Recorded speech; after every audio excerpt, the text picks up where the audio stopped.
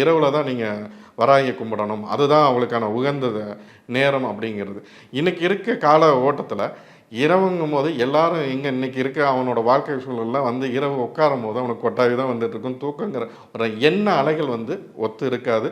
நமக்கு அது சீராகவும் இருக்காது. அதனால தான் நான் பலமுறை என்ன சொல்கிறது, காலையில் பிரம்ம முகூர்த்தத்தில் எந்திரிச்சு விளக்கேற்றி வழிபாடு செய்யுங்க.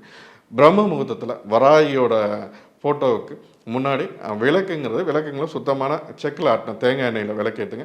ஒரு தலவாழை இலை போடுங்க. முதல் நீங்கள் ஆரம்பிக்கிறவங்க இல்லை ஏற்கனவே இருக்கிறவங்க ஒரு வேண்டுதல் வச்சு நீங்கள் அந்த பூஜை ஆரம்பிக்கணும். தலவாழை இலை போட்டு வெத்தலை பாக்கு நீங்கள் பழம் வச்சுருங்க.